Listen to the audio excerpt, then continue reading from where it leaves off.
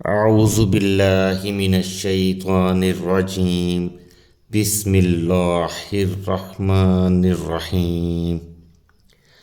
آج میں آپ کو اللہ کی پاکی اور بزرگی کا ایک دلکش واقعہ بیان کرنے لگا ہوں۔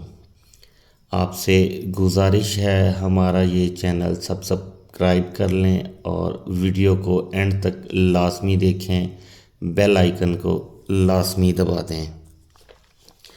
دوستو، سائنسدانوں نے دریافت کیا کہ چیونٹیاں اناج اور بیجوں کو جمع کرنے کے بعد ان کو زمین میں لے جانے اور انہیں زمین کے اندر اپنے بلوں میں رکھنے سے پہلے دو حصوں میں توڑ دیتی ہیں، کیونکہ اگر اناج اور بیج دو حصوں میں تقسیم نہ کیا جائے تو وہ زمین کے اندر ہی پھوٹ جاتا ہے اور ہرا ہو جاتا ہے۔ سائنسدانوں کو ایک اور بات پر بہت حیرت ہوئی۔ چیونٹیاں دھنیا کے بیج کو 4 حصوں میں تقسیم کرتی ہیں، آخر وہ ایسا کیوں کرتی ہیں؟